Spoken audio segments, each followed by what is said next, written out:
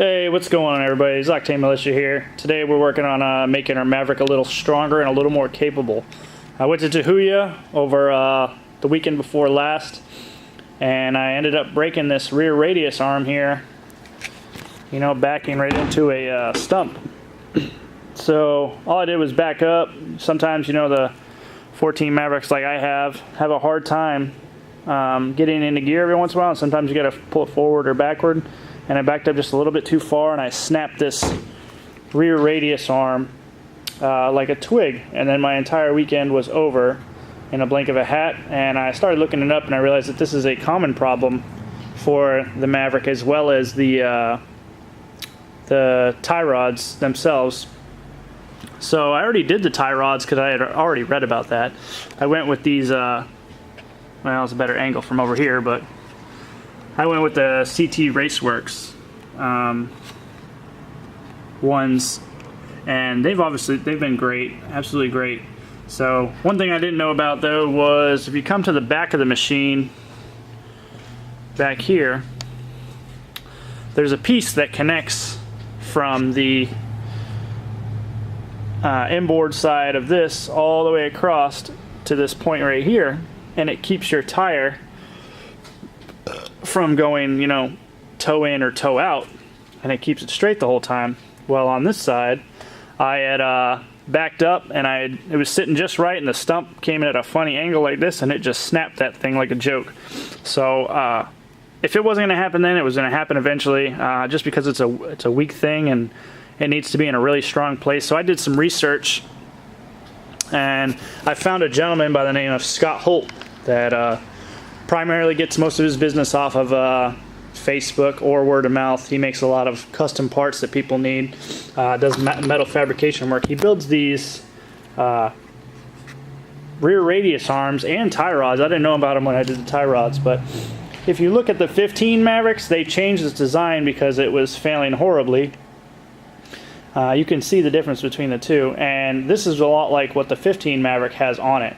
Now, Scott builds all these custom from the factory. He even includes a nice, hang on just a second, he includes this drill bit right here, so to make the installation real easily and all that. But all you do is you pull your rear arms out that you have in there, and you replace them with Scott's upgrade, which the upgrade is a hell of a lot beefier, and it adds a heim joint so that it can move freely and doesn't have this same stationary weld that you see on the old style Maverick.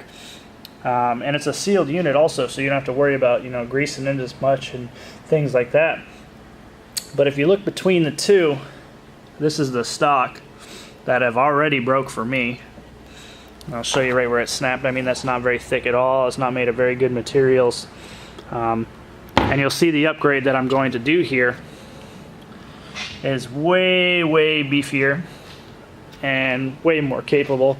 And honestly, Scott was one of the cheapest guys I found for this repair, but he makes everything in-house, and he's a good guy. He's not trying to make a lot of profit off of it. So these are, I mean, they're up to par with anything else that's on the market right now. I talked to him, he offers a lifetime warranty on all of his components. Look him up on Facebook. I'll put a link in below so you can message him directly about these if you want to put these on your machine. But installation's going to be real simple since we already got the old ones out. We're just going to have the outer ones will bolt right up, but the inner side bolts, because he beefs them up just a little bit to make them a little bit stronger. So with that drill bit, we'll have to just drill just a tiny little, make the holes just a little bit bigger. So the inside will go in, and then you'll attach them, and then we'll just rig it out to make sure it's right where it needs to be. So yeah, let's get started.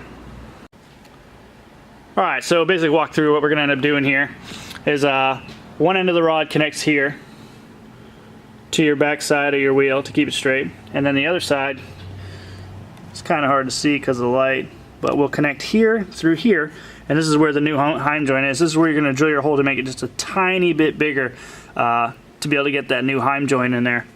And then you'll have to rig it out. So we'll have to do it on both sides because I'm repairing both sides, but it'll be quick and easy. Let's go ahead and get to drilling this thing out. All right, we're back. All we did was we took the drill here and made these holes just a tiny bit bigger to make room for the new, larger, tougher radius arms that we're about to put in from Scott HOLT. Let's go ahead and start putting these things in.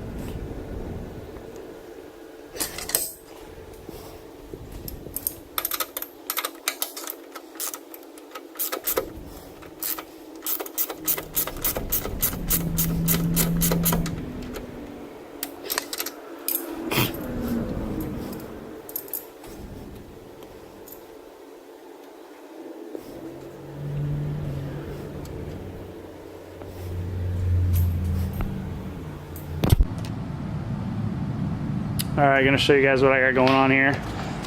Just put them on, back it out, you'll see this string going around. So this is like a little do-it-yourselfer type of alignment thing we got going on here. All you do is put this string on all the way around and make sure it's touching the two bases of the tire there, and it'll give you a line going straight down. It's hard to get that angle, but as long as all four pieces are touching the line pretty evenly, you're going to be straight enough to get by. So it's like doing an alignment, but just kind of like a little, you know, redneck ingenuity here. But obviously it's not going to be perfect, but once you get where you want it to be and it looks like you don't have any bulges or things sticking out and all four are touching it, go ahead and line up your rods and adjust them where they need to go.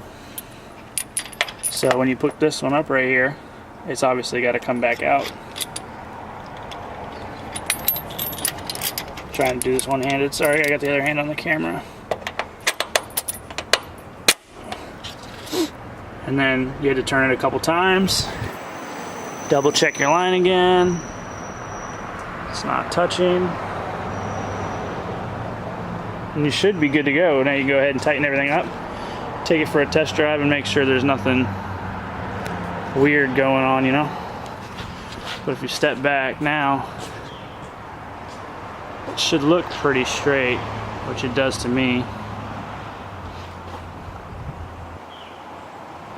Obviously the lines aren't always going to be perfect same way around on the same nub just because of the way they are, but if you can get close enough, that's really all that matters. So yeah, go ahead and tighten everything up, and your alignment should be close enough to make it work, and I hope this guy helped you out. Like I said, I'll leave the link of the parts. I'm also going to be doing a full review on a gusset kit. It's like a must-have for if you're really going to rip through the trails. So stay tuned for that video. Please like and subscribe, everything. Obviously just trying to help people out here. If I find a good product, I'm sure to let you guys know about it. These are the best price on the market, and you can tell they're pretty top-notch. It seems like they're real thick and be able to hold up real well. So yeah, let me know what you guys think. Hopefully it helped you out some way, somehow. Click the old like and subscribe button. Take it easy.